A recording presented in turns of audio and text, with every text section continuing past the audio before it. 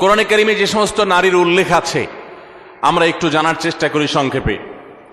প্রথমেই সবার আগে যার নাম আসে মারিয়াম, যার আলোচনা কোরআনের পৃষ্ঠায় পৃষ্ঠায় পাড়ায় পাড়ায় সূরায় সূরায় রয়েছে, বিভিন্ন জায়গায় জায়গায় আল্লাহ তাআলা করেছেন। সেই মারিয়াম তিনি হলেন গোটা পৃথিবীর কিয়ামত পর্যন্ত আগত আমাদের সকল মা বোনদের জন্য সবচেয়ে উজ্জ্বল উদাহরণ, সবচেয়ে উজ্জ্বল দৃষ্টান্তগুলোর একটি।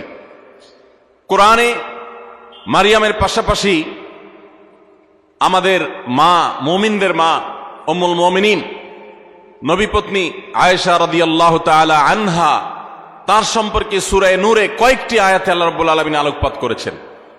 আমরা অনেকে জেনে থাকব আয়েশা রাদিয়াল্লাহু তাআলা আনহার চরিত্রে কালিমা লেপনের অপচেষ্টা এবং ঘৃণ্য কর্ম করেছিল মুনাফিকরা।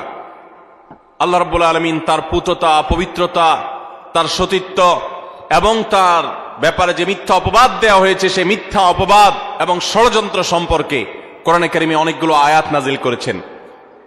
একজন নারী তার চরিত্রে কালিমা লেপন করার অপচেষ্টা যখন করেছে কিছু সমাজের ঘৃণ্য পুরুষেরা, মুনাফিকেরা, আল্লাহ রাব্বুল আলামিন তার চরিত্রের পুততা পবিত্রতা প্রকাশ করবার জন্য, ঘোষণা দেবার জন্য কোরআনে কারিমে অনেকগুলো আয়াত নাজিল করেছেন।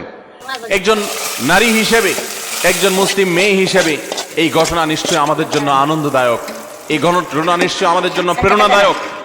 কোরআনে কারিমে আল্লাহ রাব্বুল আলামিন ইব্রাহিম আলাইহিস সালামের স্ত্রী হাজেরা এবং সারা আলাইহিমা সালাতু ওয়াস সালাম তাদের সম্পর্কে আল্লাহ রাব্বুল আলামিন আলোকপাত করেছেন। নাম সরাসরি উল্লেখ করেননি, কিন্তু আলোকপাত হয়েছে। কোরআনে কারিমে জাকারিয়া আলাইহিস সালামের স্ত্রীর আলোকপাত হয়েছে।